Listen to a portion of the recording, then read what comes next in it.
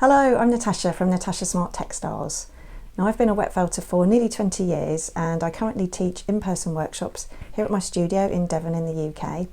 I've also written 2 books about wet felting and I've got several recorded online courses where you can learn wet felting techniques and projects. Now I'm really interested in pattern and texture in wet felting and I'm a big fan of embellishing my felted items with colourful textured wool yarns and other materials, all to add lots of interest to the finished felt. So recently I've been enjoying felting chunky wool scarves like this one with lots of texture and colour to really showcase wool yarns and other materials like curly wool locks and other wool fibres. Now it's a real balance in wet felting to create an attractive design whilst also ensuring the felting process works successfully, and using the right materials is a big help in that. So in this video I'm going to show you step by step how to make a beautiful textured scarf, from the ideal materials to use to going right through the felting process. I've also got some kits to go with this tutorial in my online shop if you'd like an easy way of achieving a similar result. So if you'd like to join me on this journey, let's get started. So let's start off by looking at the wool fibre we need for our scarf project.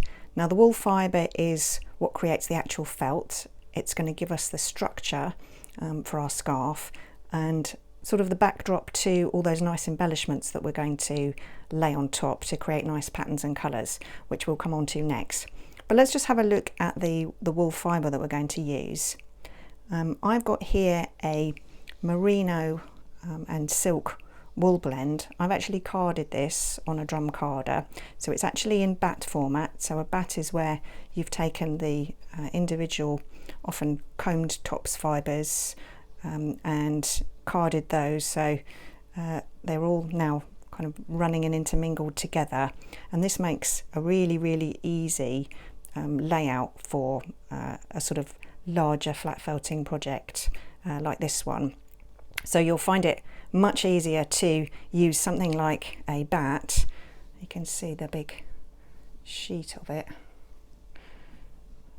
than to lay out individual tops fibres in the sort of wispy overlapping structure that you might normally do with flat felting. So having a carded batt is a really quick and easy way to create a layout, which I'm going to show you a bit later on. So I've got 5 colours of merino wool tops here, all blended together, along with a little bit of silk fibre as well, just for a little bit of sheen.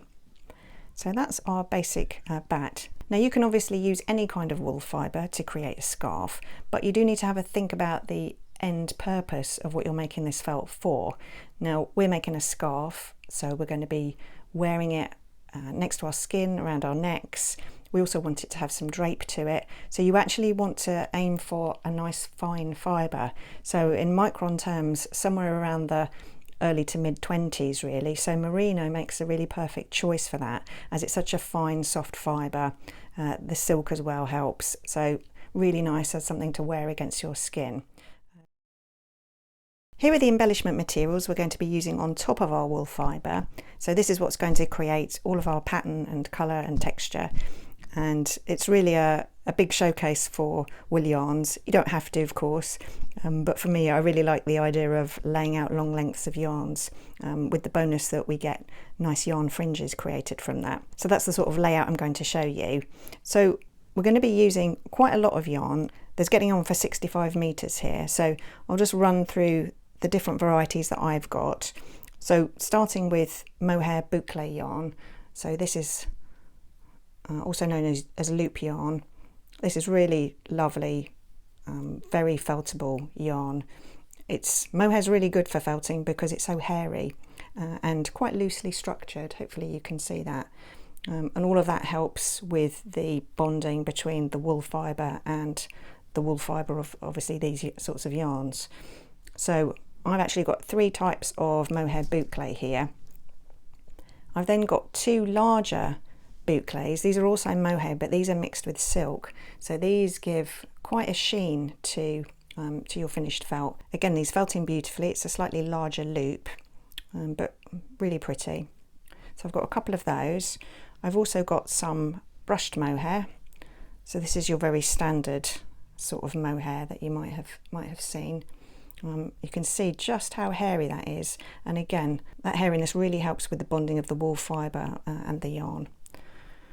So I've got a selection of mohairs there. I've also got some slubby or thick and thin yarns. So these are wool yarns and come in these sorts of lengths where you get these thick parts and thin parts, which are really lovely, again, for adding interest into your wet felting. They also felt in really well as well. So we've got some of that. I'm also going to be using what I call a kind of perhaps a showstopper yarn. So even just one length of it. This is a bigger slubby sort of yarn. So that, hopefully you can see, it's got a very similar look to the actual wool fibre. It's still very, very lovely and soft, so that will felt in really nicely. So I've got that one. I've also got an art yarn. Now, this is a really beautiful type of yarn which has been hand spun, and you can see has all sorts of extra little elements which have been added in. So really pretty. Now the important thing about this is that this is still very soft. Again, you can see, hopefully, that it's very soft. It's very easy to sort of deconstruct, and looks very much like the actual our merino wool that we're using. So that will felt in really nicely. So what you're looking for in terms of yarns are hairy ones, very deconstructed ones, loosely spun, anything like that should felt in quite nicely. And probably on the other side, it's a good idea to avoid very tightly spun yarn, anything which hasn't got a high wool content, because that's really what we want, so that we get a good bond between these yarns made of wool and our wool fibre to create the felt. So that's all the yarns. As I say, I'm probably using about 65 metres of it, I'd say, and probably I'll only use one of these two kind of showstoppers, but very pretty. And then we're also going to use, on top of the yarn, sort of as our final decoration, some loose curly wool locks and fibres. So first of all, I've got some carded mohair fibre.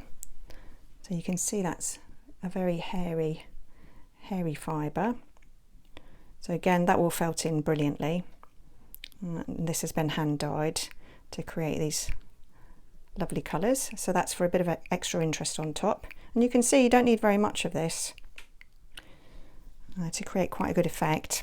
And then also I've got some curly wool locks. So these are different sheep breeds. You've got some that create a very curly long lock. That one's a bit more sort of ringlety. So you can see they're slightly different types. And also some which are shorter, more crimp-like sort of curls, like that one. Just got a very gentle sort of crimp to it.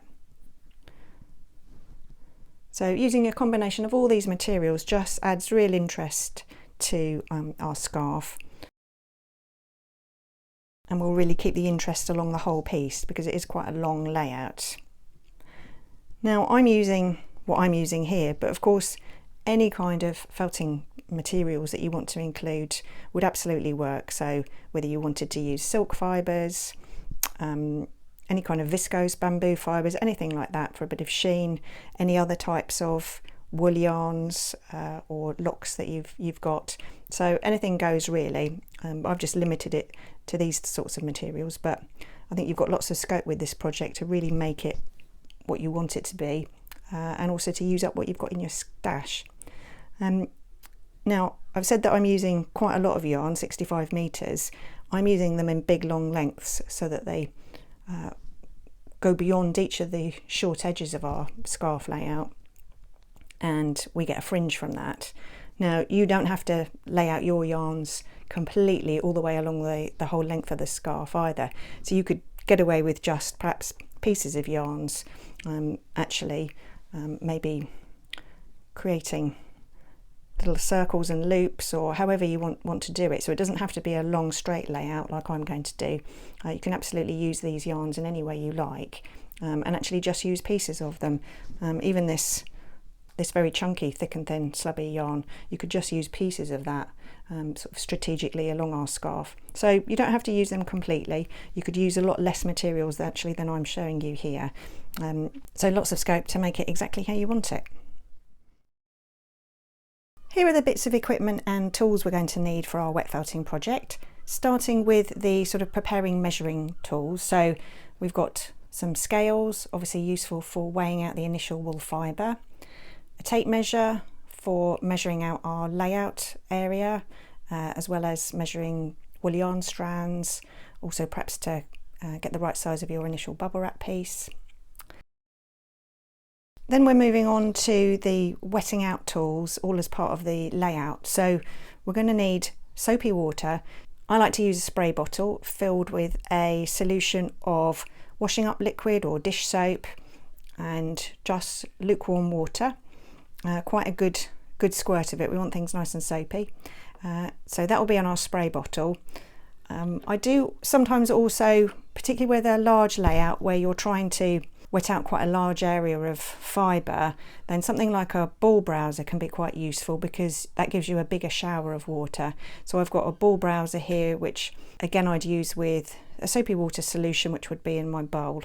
But honestly, you don't even need to have these two types. You could just perhaps start with a spray bottle, then maybe have just a jug of water that you spray on, or just pour on water from the spray bottle itself actually.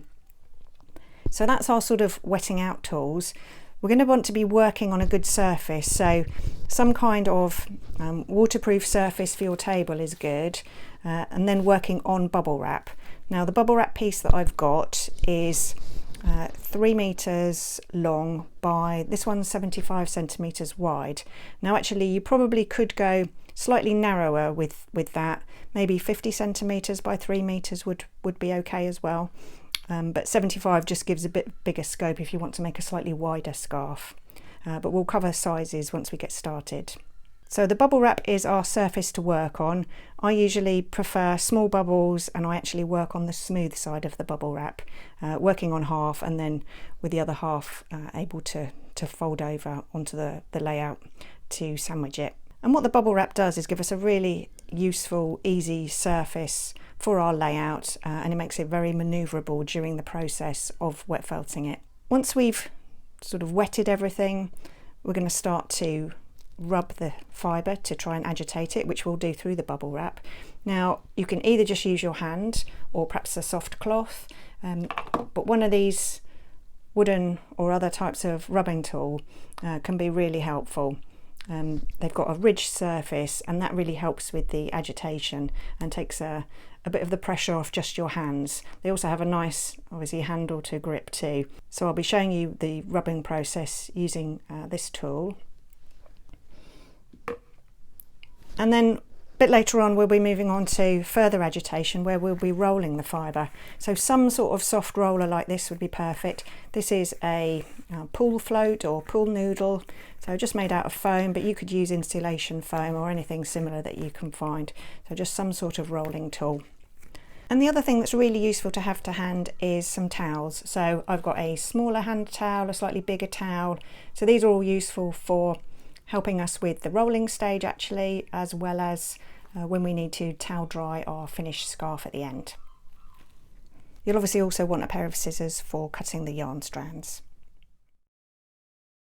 So the first stage of our felting project is our dry layout. So this is for first our fibre and then all our embellishment materials. So I've got my working space set up here. So I'm working on long tables. I've got a waterproof cover on the tables. I've got my bubble wrap 3 meter length laid out on the table. I'm using smooth side up, but honestly I don't think it makes much difference. And I'm going to lay out my batt fibre as my first stage, so to get that sort of background layer of fibre down, which is going to be the base for the scarf. And the size I'm going to be aiming for is 260 centimetres by around 22-23 centimetres. So I'm going to take my batt and sort of patchwork it together to create my layout in that length and that size. So if I open out my batt, you'll see I've got a big sheet of it here, and the nice thing about working with any kind of fibre in batt format, so this is a carded batt, is that you can just peel apart the layers. So now in fact what I'm going to do, because I actually want to use probably that sort of size of it, I'm going to tear it down the middle first, and then I'll peel apart the layers and then fill in the size that I want. So let's just, you can see they tear apart quite easily, and this is carded wool, so all the fibres are going in all directions, which gives us a nice bond. Okay, so I've now got two pieces and the right sort of width to them there.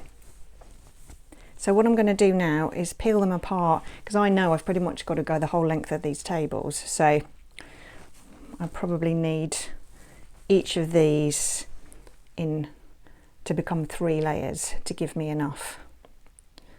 So again, just gently peel a layer apart.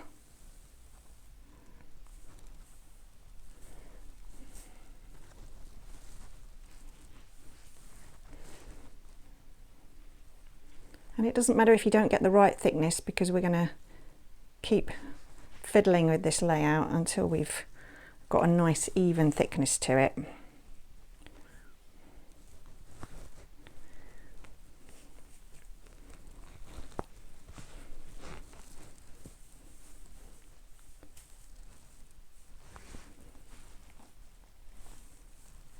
And what you can do, and I think this piece I've ended up with is a bit too wide.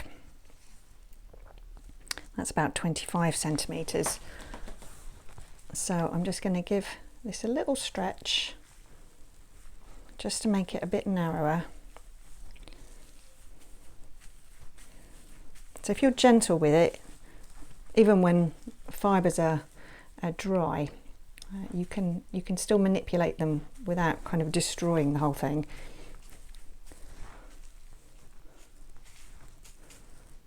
So there, that's a little bit narrower. You'll see also that I'm working right on the edge of the bubble wrap, because my other part of it I want to be able to fold over to sandwich the fibre later. So I'm going to work right along the edge. Okay, I think I'm happy with that sort of width to it. That's about 22-ish, so that's what I'm going to aim for. Okay, so I'm just going to carry on along this whole piece, laying out my fibre, sort of stretches of fibre. And you'll see, because this is carded, I've got different bits of colours appearing and disappearing in different areas, which all kind of adds to the variety. But once we put our embellishments on top, that's going to then give some uniformity to everything. Now where you've got wispy ends, like these,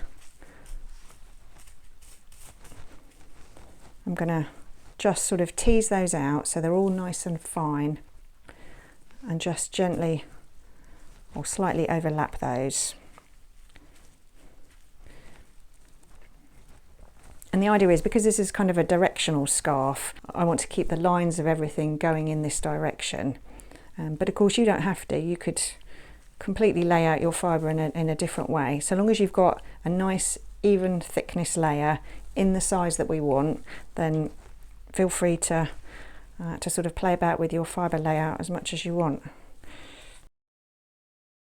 So I'm going to carry on with this, and I'll probably speed various parts up so that you're not having to watch everything real time.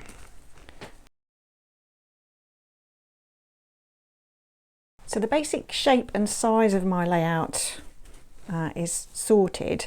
I've still got some fibre left, and I've still got some patchy areas. So what I'm going to do now is go back with what I've got left and just infill with little sort of wisps and tufts of fibre, just to fill in that whole space and get it all in even thickness. So keep patting the fibre, keep looking. I can see some of my work surface through some of it, so that indicates where I've got thinner areas. So we just want to get a nice, as even a layout as we can.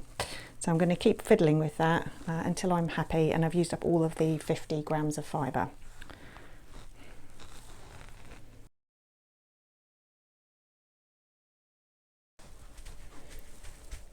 So that's my background layer sorted. I've been patting it, I've been taking a little bit away in one area, adding it to another area, just trying to get it as even as possible.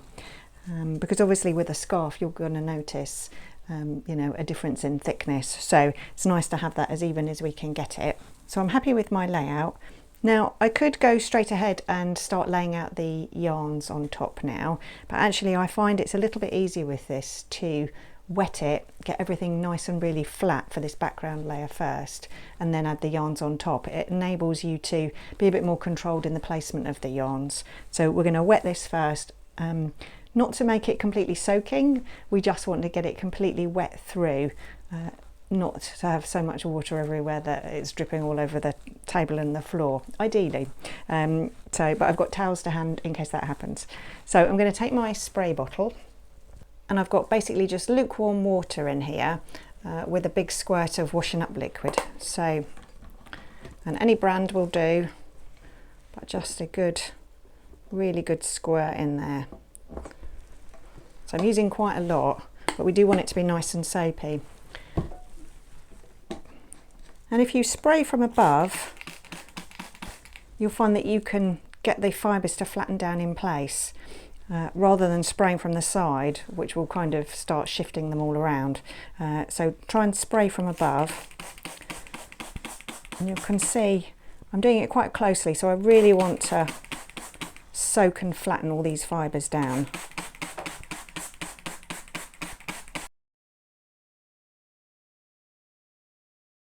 So I've given that an initial soak through, and I'm going to fold the rest of my bubble wrap over on top. And then we need to just flatten all the fibre down through the bubble wrap to both flatten it and disperse all the water throughout. I'm actually going to use my rubbing tool to help me just flatten it down, but you could just do it with your hand or with a cloth. Now these rubbing tools always rub a bit more easily if they're wet, so I'm just going to spray the surface just to help, and just very gently. I just want to flatten down the fibres to give us our nice smooth surface to work on.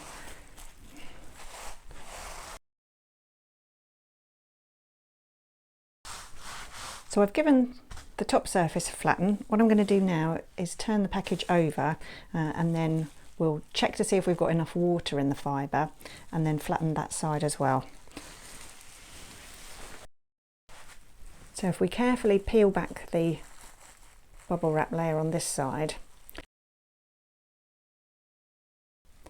now you can probably already see, now that I've turned over to this side, that actually there are lots of dry patches. You can see where it's all still quite lofty and dry fibre amongst the flattened, wetter, soaked parts. So even when you think you've put quite a lot of water on, generally you still haven't put enough on. So we're going to need to give it a spray this side too. Now, if you're fed up of using the spray bottle, another option would be the ball browser with some water.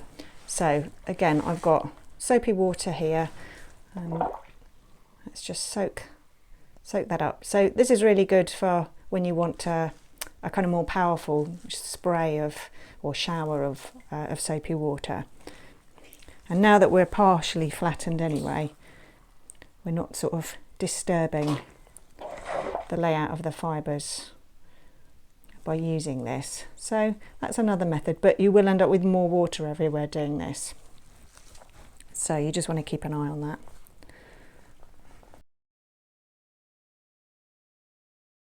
So you can see, hopefully now, that that's completely flattened and soaked. So I'm going to put the top layer of bubble wrap back on and give that a little flatten again with my rubbing tool, just to do that final bit of smoothing down.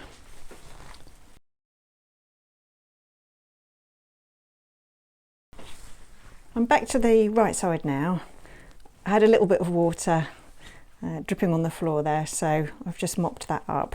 But essentially we're soaked, there's plenty of water there, but not so much water that it's dripping absolutely everywhere. So there's a bit of a balance to be had there. You just want to make sure your fibre is soaked through. Now you might have noticed or be thinking that clearly this is a big project and manoeuvrability is quite an issue.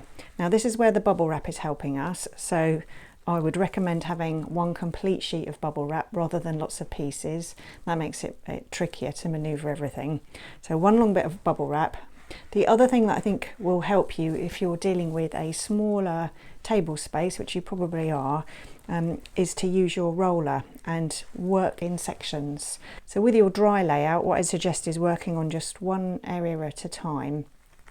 And what you can do is lay out a piece, then use your roller to roll that part up, then lay out the next piece of bubble wrap, lay out the fibre on top, roll that piece up, and just work in sections like that. So you'll have the whole length of bubble wrap kind of hanging over the table initially, but you'll gradually do all your dry layout, roll it all up, and then you can work in exactly the same way when you're then doing the wetting stage, and obviously then laying out your yarns and everything on top. So slightly more tricky to manoeuvre, but you can do it by doing it like that. So I think some kind of roller is definitely going to be your best friend in that sort of situation. But obviously if you have got a nice big table space you can use, it does make it easier because you can see all your layout in one go. But it's not impossible to do it in stages, absolutely. So I'm all wet. Just before I lay out the yarns and other embellishments on top, what I want to do is just get our sort of shape and width back in line again, because what happens is the fibre, as you wet it, it all sort of expands, all the little wispy edges. So what I'm going to do is just go along the length, just nudging all those very wispy bits back into place. So just to try and straighten things up a bit. We're still going to end up with very organic and wavy edges. But I think it just helps to get rid of some of the very wispy sticking out edge parts now. And again, it's another opportunity just to check that our width is pretty consistent all the way along.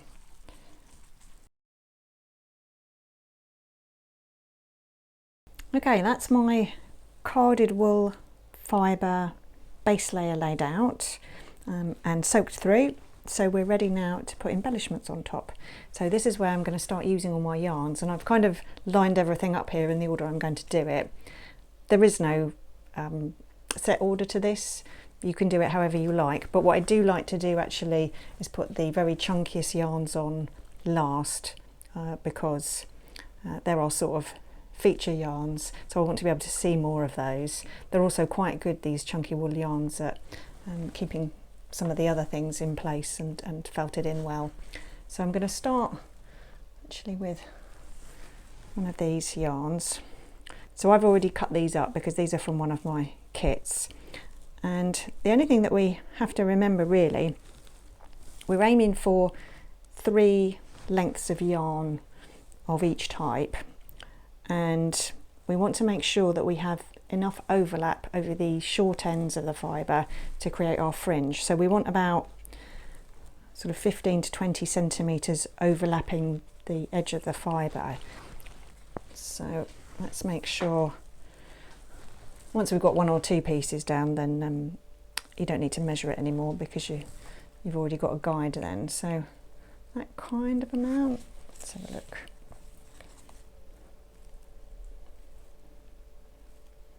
Yeah, that's sort of about 18, I think that would be about right.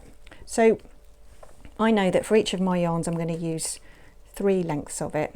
So I'm just going to run them along the length of the layout, slightly overlapping in places, making them wiggly if I want to. This is the bit where really you can do exactly what you want. And as I said earlier, you don't have to do them in long lengths either. You could do swirls, pieces, anything that you want, anything really that appeals to you. So Let's lay out this first one, and because the background is wet, we don't need to wet these first. We can just lay them on and just press them down, and that sort of soaks them ready for when we then want to move on to starting the felting. So get my scissors.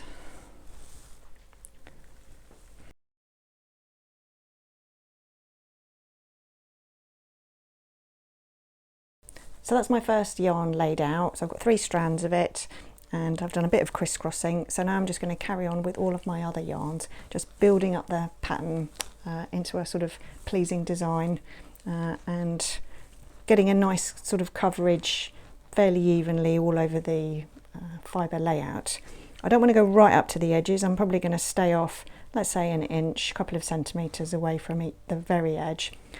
But that's just my preference. Obviously you can do whatever you like. So I'm going to carry on and complete all of my, I think all of the loopy yarns that I've got, and then we'll look again when it comes to the chunkier wool ones.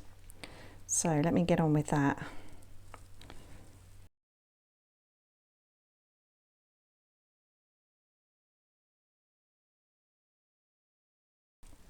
I've got 15 yarns on so far, and you'll see I've just been going up and down, varying the placement, trying to fill the blank spaces on the our fibre base. So now I've got 3 yarns left to use. I think actually I'm going to do a chunky one, perhaps then I'll use the brushed mohair before I finish with the real showstopper there, which I think I've only got 1 length of, but I suspect that'll be enough. We can always add more. So I'm going to use this chunky yarn and use it in exactly the same way. So again, just trying to fill the blank spaces.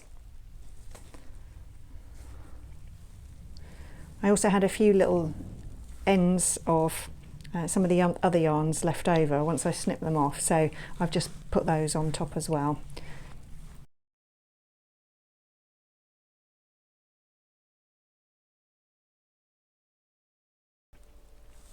So that's all my yarns added in. I ended up doing 2 lengths of my beautiful showstopper there. It just looked nicer like that. So I think I'm quite happy with my overall layout and placement. I've filled in pretty much all the gaps with yarn. But for all these other little areas, what we can do now is use our curly locks and other mohair fibres here.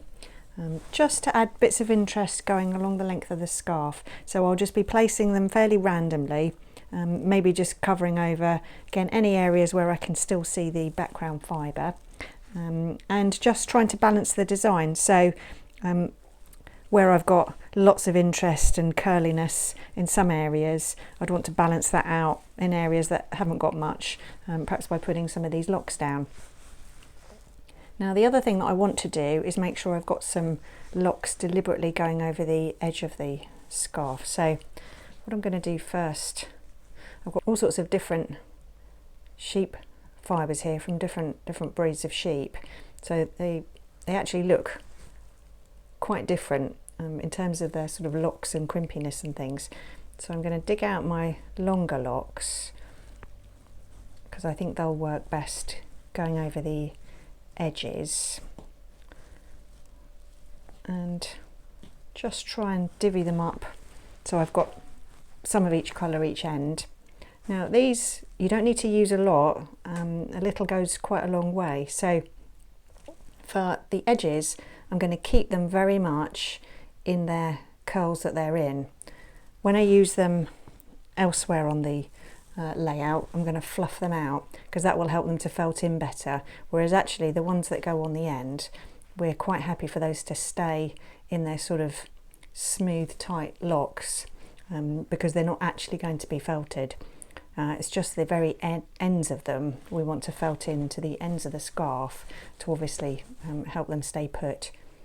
So I'm just going to divvy up, so even this small amount we can just going to rip these apart. So I've got 2 of these each end, so I'm going to do too blue. Got a few pink there. And any others I'll obviously use on the scarf itself, on the main body of it.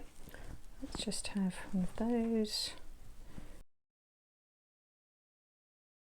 Okay, so I'm going to start off by doing the ends with the longer locks and then see what I've got left for the rest of the scarf.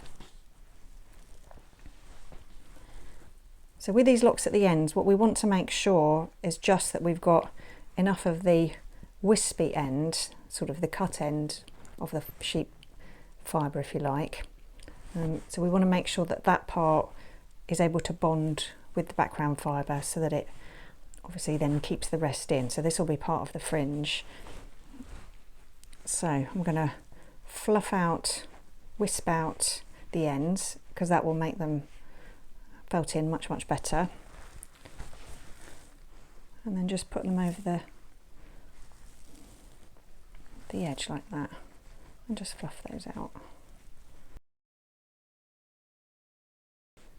So some of these are actually, this particular one is quite a tight crimp to the lock, so I've really got to try and almost rip these apart to wisp them out at the edge, but you'll find it felts in so much easier if you do that.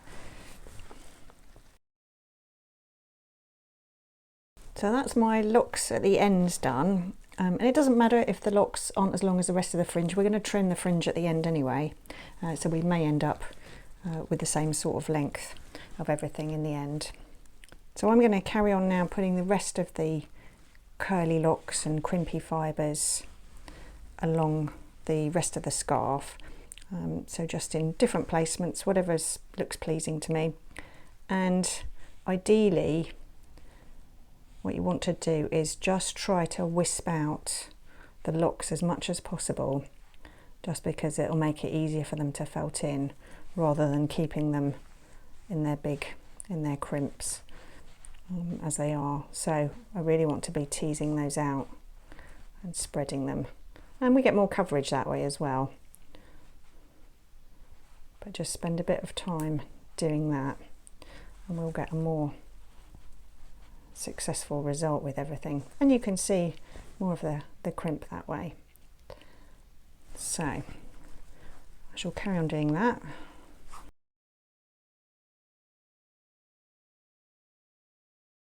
That's all my curly wool locks added on top, so you can see that adds another little dimension of little bits of colour and texture all the way along the scarf. So the final thing I've got to add is, this is carded mohair fibre. So again, a little's going to go a long way with this, so I'm just going to tease it out. It's going to give me these lovely hits of colour. I'll just use little bits of it. I can pull bits off, snip bits off, same as with the locks. So I'm just going to distribute this again all over the scarf, and then that should be our layout complete. Okay, I'm happy with my layout. That's all finished, and let's have a closer look before we wrap this all up, ready for actually felting.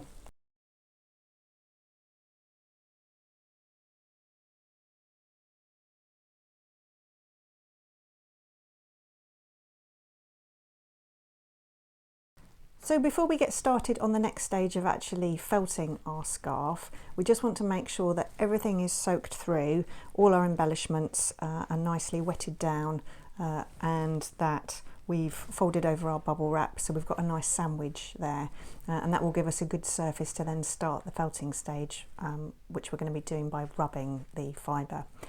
So just want to wet everything down. Again, keeping your spray bottle directly above what you're spraying down so that it nicely flattens and stays in place.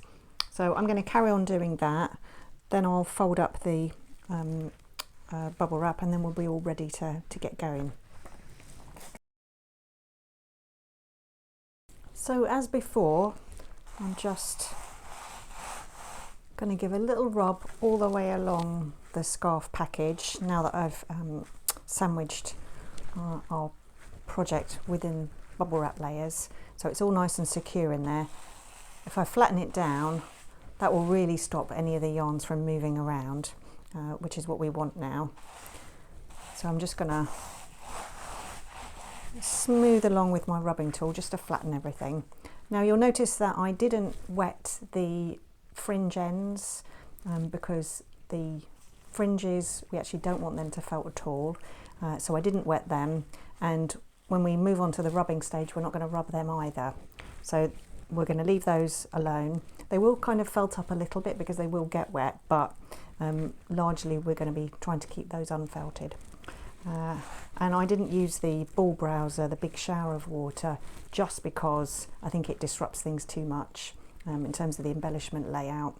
And actually we don't need that much extra water at this point. There's still quite a lot in the main background fibre. So just a little spray on top really, just to try and soak those embellishments we added on, really is enough. So I'm just going to flatten this and then we'll move on to the felting stage next. So now we're going to move on to the felting stage. So this is where we're going to use agitation to try and encourage the wool fibres to all start to lock together, and also to grab hold of all of our embellishments as well and lock those into itself as well. So this is really where we're going to get all that bonding to start happening, and we do that by basically just rubbing our fibre. So we'll start gently at first and then start to increase the pressure and the level of movement to really encourage those fibres to get active and all start to bond together brilliantly. So you could just use your hand rubbing across the fibre or hand with a cloth. I'm going to use this rubbing tool. It does make life a lot easier, I think. And again, I'm going to give a quick spray to everything because it sort of runs smoother if it's wet underneath.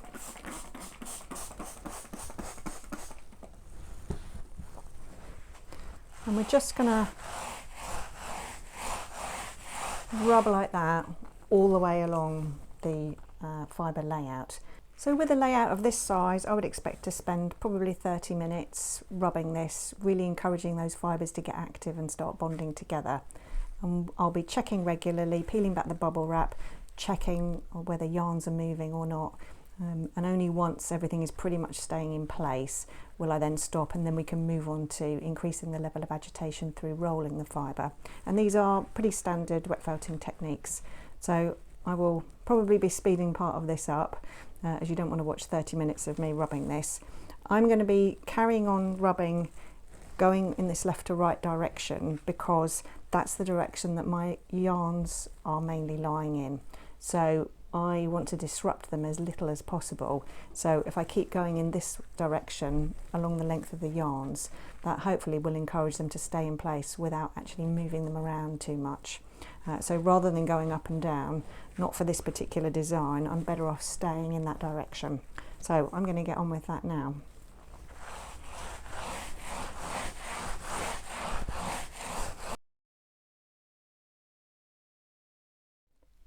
So I just wanted to show you how our felt is looking at this stage.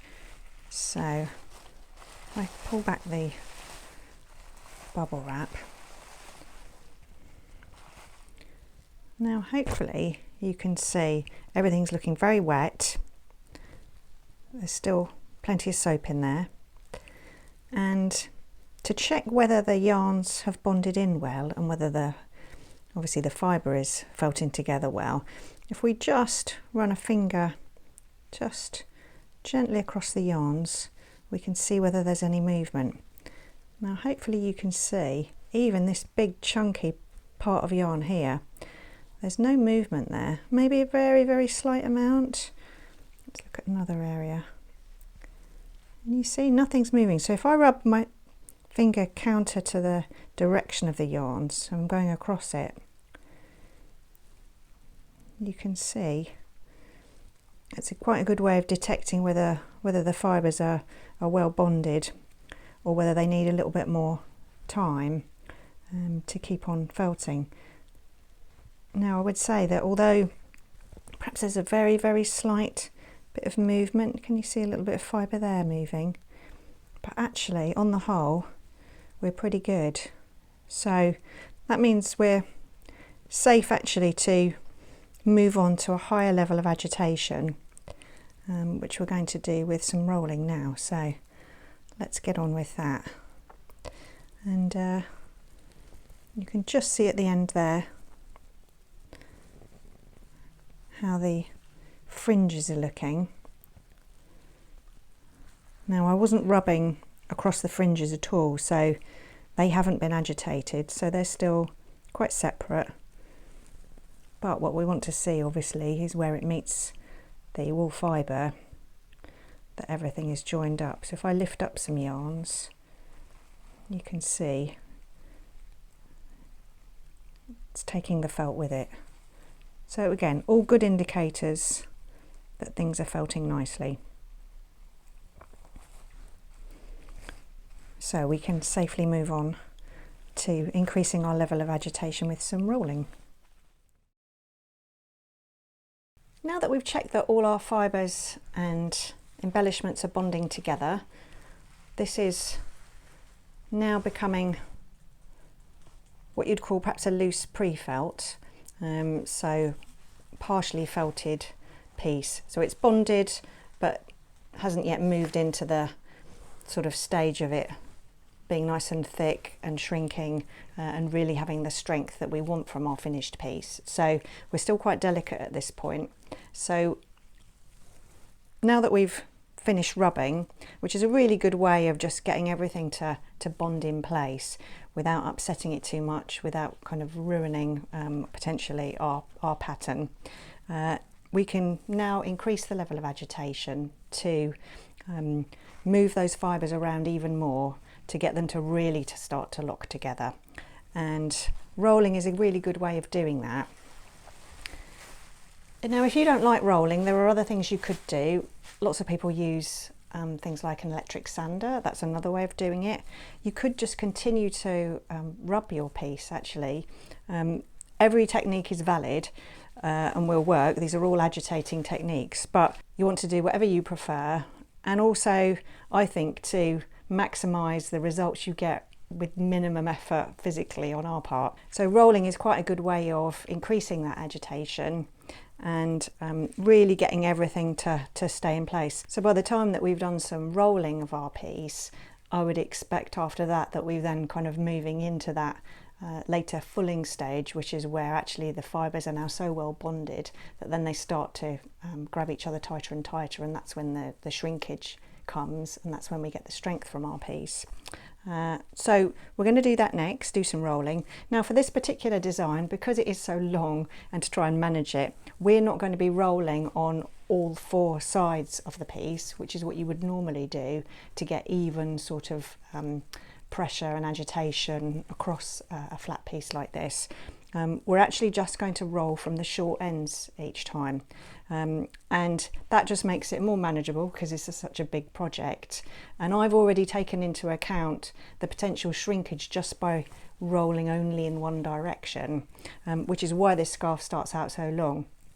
So in the end, actually, we don't get an awful lot of shrinkage in the width of our scarf, which is why we've started out at a sort of decent width scarf size from the beginning.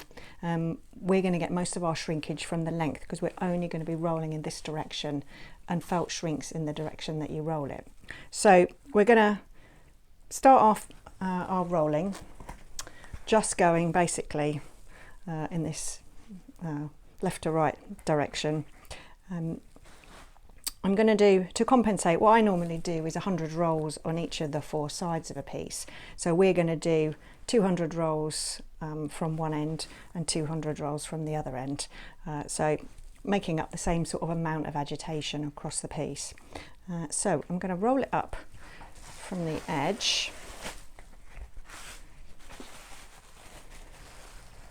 I'm going to make sure just that those fringes are sort of running free and not completely bunched up, so that we keep them as unfelted as possible. And obviously this sort of technique is what I was suggesting you use if you haven't got the space to lay your whole scarf out in one go, of doing it in partial amounts, working on half with the other half rolled up. and then sort of reversing that. Now what we are going to notice happening, and I can see it already, is that by rolling it up, the water is all going to start pouring out from the sides. So I'm going to have a towel ready for that. Okay, so it's not a super tight roll. It can be relatively loose at this stage, because actually I don't want to, again, disrupt any of my pattern or yarns. So by keeping it a little bit loose as a roll, a little bit of slack in there, that seems to help. But we do want to keep the thing tightly together so that we can roll it without it all going completely misshapen. So I find it helpful to have a tea towel or another small hand towel and to roll the package up. You can see how much water's there. So I'm going to roll the package up within the tea towel, and that will help to keep it together. Okay, so that's my rolled up package. So I'm going to do 200 rolls. Now one roll is pretty much what I class as out and back. So 1, 2, 3, 4, 5, 6 and so on. So I've done 10. It helps to stand, I find, to do it, but obviously if you need to sit down, that's absolutely fine. You just want to try and keep a straight back and so that you're not bent over it. So I'm going to get on with my first 200 rolls, just quite gently rolling out and back. Now you'll have seen the package trying to escape from the tea towel then. I could have stopped and rewrapped it, but actually as I was close to the end I didn't worry about that. So I'm going to unroll it and then roll it up again from the other end and repeat another 200 rolls. And obviously if I check it, if it's got ruched up or anything, then I'll straighten it out because we don't want to set any sort of creases or folds into the felt at this stage. Let's try a small towel this time because it's a bit bigger. So that's 200 rolls done from each end on the front side. So I'm going to repeat that on the rear side as well. So actually when I open up the package this time, I'm going to unroll it with the reverse of the scarf upwards. So that's 800 rolls in total completed. So let's have a little look, see how things are getting on. Now hopefully you can see this is very nice and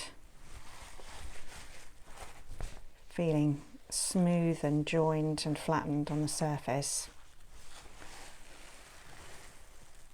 So I'm very happy that that's all been bonding together nicely, which is just what we want. Now if there were still lots of things still loose on the surface, you could do another round of rolls, you could do more rubbing at any point. Sometimes if there's not enough soap in there, you'll find that stops things from bonding well. This is still pretty wet and sodden and got loads of soap in there. So you need this sort of consistency the whole time, throughout the whole process really, for it to work well. So sometimes I might, if things are feeling a little bit dry or not soapy, I might directly pour on some washing up liquid along the length of it. But you definitely want to make sure you've got plenty of that wet and soapiness in there, because that's what helps the process, that's what makes it work. So we've now got a very good pre-felt, which is kind of on the verge of or moving into the next stage, which is, rather than felting, we're moving into fulling, which is where we get the shrinkage happening, because now that everything is bonded well together, the more we then continue to agitate this, the more everything just starts to grab tighter and tighter to itself, and we'll get, that's what turns this into something that's a strong piece of fabric that you wouldn't be able to tear apart. Although this is quite strong now and bonded, I can still feel there's quite some stretch to it, and you could still potentially pull holes apart in this. So it hasn't got the full strength yet because we've not yet had really any shrinkage. You can see it's pretty much the same length as when I started. So this has really just been bonding as opposed to shrinking yet. So we've now got to move it on into that next stage. So I'm going to get rid of the bubble wrap and then we'll do that. So now we're moving into the final stage of the process, which is the fulling stage, which is where the fibres are all going to do that final bit of really tight bonding. So the whole piece is going to shrink, it's all going to crinkle up beautifully, and it's what gives it, any felt piece, its sort of strength and final structure really. So we're going to start throwing the felt, literally just throwing it on the table, and you'll be amazed how quickly this sort of now free piece of fabric will just start to shrink up. Now, I've mentioned about the soap and water, which is a really good thing, but of course when you're throwing, and if you get a bit too energetic with it, you start to get a face full of water and suds. So I'm just going to use my bowl just to squeeze out a bit of the liquid. We still want soapy water in there, definitely. And in fact, if your piece was struggling to felt, what you might do and could do at any point now is give it a sort of a hot or very warm water soak to sort of heat it up, because heat is another thing that sort of agitates the fibres and encourages them to start to really tighten up and felt together. So I don't think I need to do that with this, so I'm sticking with just the lukewarm water that's already in there. But I think just every now and again we'll get rid of some of this soapiness. With wet felting, I find it's a constant process of putting soapy water in, taking it out, or it drips out, pours out, you need to put it back in again. So it's a kind of constant sort of cycle really of the whole process. So don't be afraid to use lots of soapy water, because that's absolutely what's helping you to create felt. So that's making it hopefully a bit more manageable. Keep an eye on it though. So what I'm going to do is throw just in small groups. I'll probably do 100 to start with, because usually I would say I probably would end up doing maybe 250 to 300 throws, which isn't going to take very long. We're only talking about 5 minutes really. But once it starts to shrink and starts moving out of being that more delicate pre-felt into felt, you find that things happen quickly. So I'll start off with 100 and then I'll reduce it to 50 throws, and then in groups of 25, so I can keep an eye on it and maintain control. I'm also going to, after each group of throws, straighten the whole thing out and just stretch it if I need to in places, because what I'm trying to do is keep the evenness of the scarf all along. So I'm going to do that. Might also need to keep an eye on the fringes. If they're looking like they're getting felted together, then we might want to just tear them apart a little bit. You can probably hear where they're already starting to felt together a bit.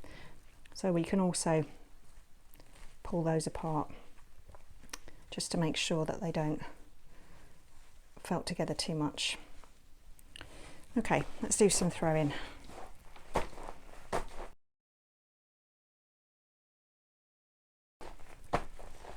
So that's 100 loose throws, just keeping it quite loose and airy.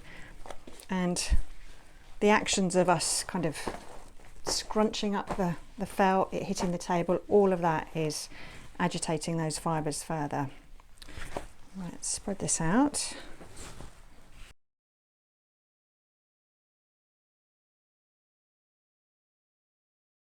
So you'll have noticed I've spent quite a lot of time neatening up the scarf. So starting with establishing a sort of a straight long edge, and then stretching as necessary the other edge as I straighten it, so that we get the same sort of width going all the way along. Now I haven't been measuring it, I've just been doing it pretty much by eye, because this isn't meant to be a completely perfect scarf. We still want some organic edges, I think. But where we are now with that, that's about 19 centimetres. Let's see where we are at the other end. Yeah, sort of 19 and a half maybe. And you can actually, because we're now dealing with something that is becoming felt, you're not going to be able to break it if you still treat it gently, but you can see there is still a little bit of stretch to it. So now that we've started the fulling process, you can just do some gentle stretches just to get it more even. So I've got pretty much the same width going all the way along. I've also been splitting the fringes to make sure that they're not felted together. And let's just have a look and see how long this is now. Bearing in mind we started with 260 centimetres as our length. So I'm not including the fringe part here. So we're now just over 240 centimetres. So we've had about 20 centimetres shrinkage. There's a little bit more to go. It's quite a long scarf, so you've got a bit of wriggle room in there, I think, to make it shorter or leave it a bit longer. Now I think, although this is now becoming felt, you can see a little bit of crinkle yet, but I think it still needs a little bit more throwing to get it to shrink and thicken up just that little bit more. Which always benefits all of the embellishments as well, the way that they crinkle. So that's part of the beauty of this. So I'm going to now start to throw it again. This time I'll just do 50 throws because it's going to be shrinking quite quickly now. Now you might think, oh, I've just spent all that time neatening it up and now I'm going to throw it again and then repeat, neaten it up again. But actually that's part of the process. You do really need to keep an eye, particularly in the later stages of your wet felting. You need to keep an eye on your felt. You can't just sort of get right to the very end and then expect it to be all nice and neat. We've kind of got to I always view it as we're taking this felt on a bit of a journey, and we've got to tweak it and nudge it and amend it and make sure it's looking lovely as we go along. So you do have to keep an eye on it, and that enables you to make changes if there's something that you don't like, and we can continue to, if we want to reach a particular size, for instance, we can continue to keep stretching it. Or also felting it a bit more in other areas if we want it to shrink a bit more. So all these things are all adaptations that you want to be keeping an eye on and doing in these later stages. So another 50, and then I'll open it up again and repeat that, sort of laying it out, getting it neat and stretching it to fit, and we'll keep checking the size as well.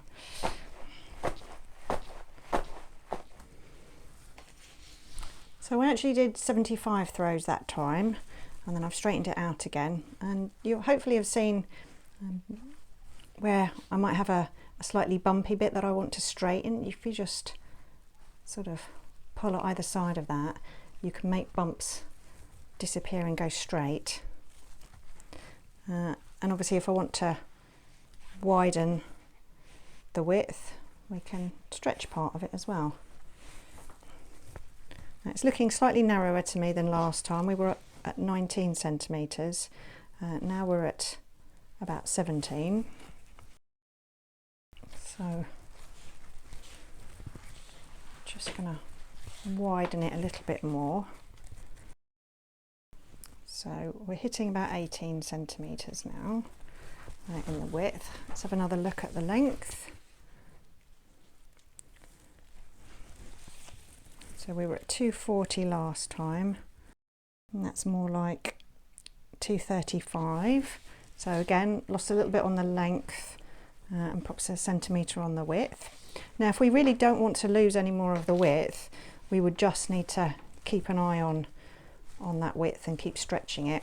I'm quite happy with it going slightly smaller even, but you've got choices. You can sort of amend things as you prefer. Okay, let's have a look at the texture. Yeah, it's starting to crinkle. So I think I'm going to give it another 50 throws and we'll see what that looks like. So we've now had, I think, 225 throws, and I've kept the width at about 18 centimetres. We're now looking at about 225 centimetres in length. And I think I'm just going to give it perhaps another 25 throws, and then I'm going to rinse it. And we do need to save some shrinkage for the rinsing stage. You'll be quite amazed at how much it will shrink through that whole process of it being in. We can use warmer water, and just the sort of scrunching action that you're using as you rinse will also agitate it. So you do always want to leave just a little bit of shrinkage room for your rinsing stage, because sometimes it can shrink incredibly. So let's give it another few throws. So I'll have done 250 in total, and I would say that's probably pretty normal. 250, 300 throws usually does the trick, using this whole process with the amount of rubbing and rolling that we've done.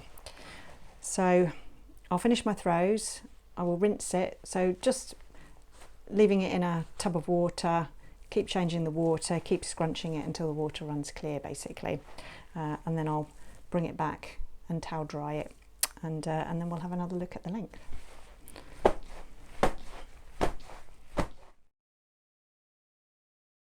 So I've rinsed out the scarf in several bowls of cold water, just scrunching, squeezing until the water was running clear.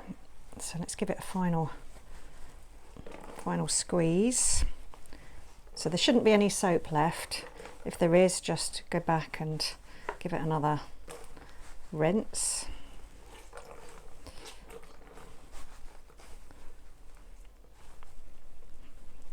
Okay, and then to start with, I'm going to towel dry it just to try and get rid of the worst of the water that's still in there.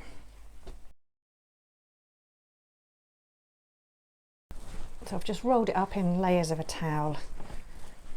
I'm just going to squeeze a bit to try and transfer as much water as possible to the towel. And having it not completely dripping wet just helps us to do that final bit of shaping. Okay, so I'm going to lay out the scarf again along the table, neaten it up, and we'll do a final measure. But I hope already you can see there's quite a crinkly texture going on there to the felt.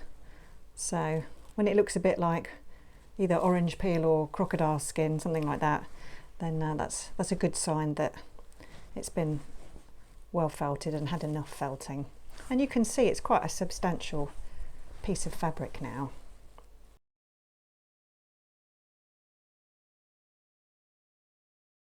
So I'm pretty happy with that. I've straightened it all out, tried to get a consistent width going just by stretching it in places. I've untangled all of the yarns, which again had got a little bit felted together. So I think I'm happy with that. Let's see where we are on the size front. So width wise, we're now down to, I'd say, about 16 all the way along.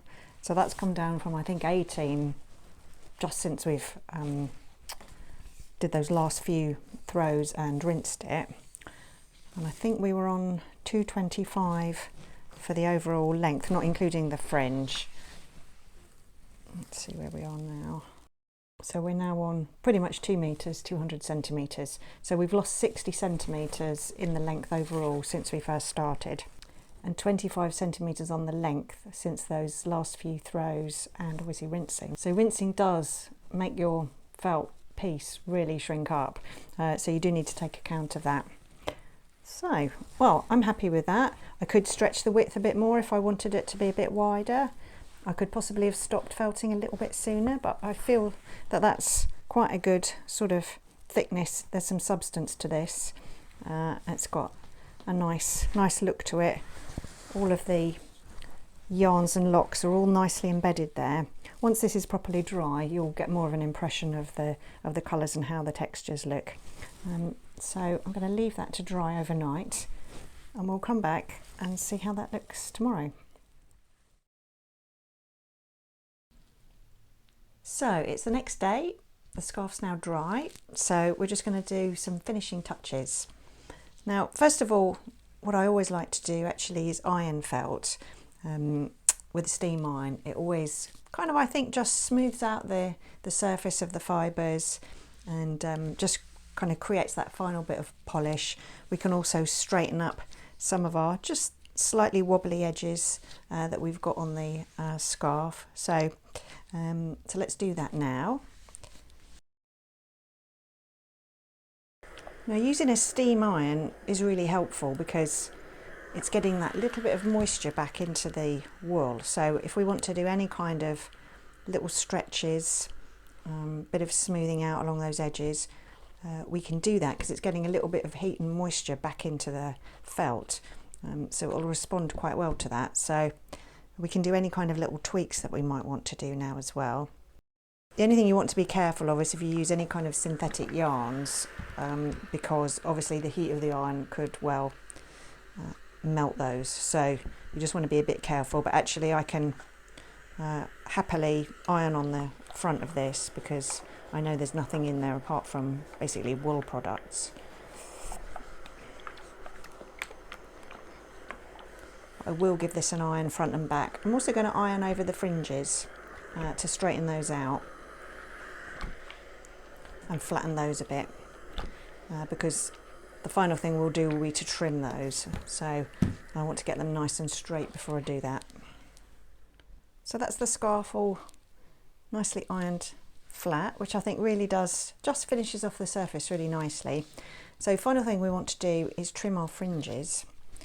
So, and this is just something, I'm not going to measure it, I'm just going to do what seems like a pleasing looking length, kind of focusing on where perhaps not the very shortest of the locks are, but just a sort of a trim just to neaten it all up. I'm actually going to put the two ends together and cut them at the same time so that they end up being the same fringe length. So if I just get the ends pretty much at the same length there, and then just straighten out the fringes. You could always get a ruler to put across as a line to cut to. I think I'm going to go about there and just try and rely on being able to cut it straight. So I've cut off, it's probably around 13.5 centimetres, 14 centimetres of fringe is what I've left there. So that gives a good amount. Now if you've got any slightly rougher ends or chunky ends that have been cut, you can always give those just a little bit of a twizzle to sort of make them go off to a point, which is a bit nicer than a blunt end, I think. There we go.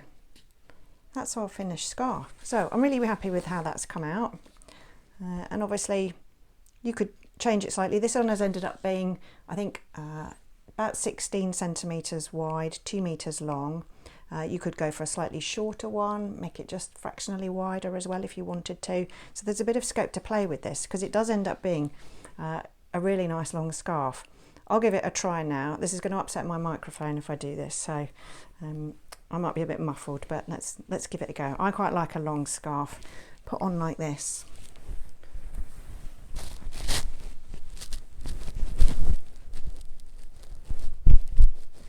Ta-da! So let's have a final look along our finished scarf so that you can see all of the textures and different colours from all of these variegated yarns and fibres, and also see how well embedded they are. Now there might be the odd bit where there's a bit of a part of a lock or something which is proud of the surface, but as long as the main part is felted in, then that's absolutely fine. And I think it's this combination of everything which really makes this quite an attractive looking scarf and design. So thank you for watching. I hope you've enjoyed this video tutorial to make a lovely textured chunky felt scarf. And if you like what I've used here for my scarf, I've put together some limited edition scarf kits in a couple of colourways using similar hand prepared and hand dyed materials. So visit my online shop if you'd like to have a look at those. And if you'd like to know more about my other wet felting project tutorials in my books and online courses, just visit my website natashasmarttextiles.co.uk for more information. And you'll find all the details and links in the description below this video. And of course, do please like this video and subscribe to my channel for more wet felting content and future tutorials. Now I hope you enjoy making your scarf. Do tag me in at Natasha Smart Textiles on social media on any photos you might post of your scarves, as I'd really love to see your take on this project. Happy felting!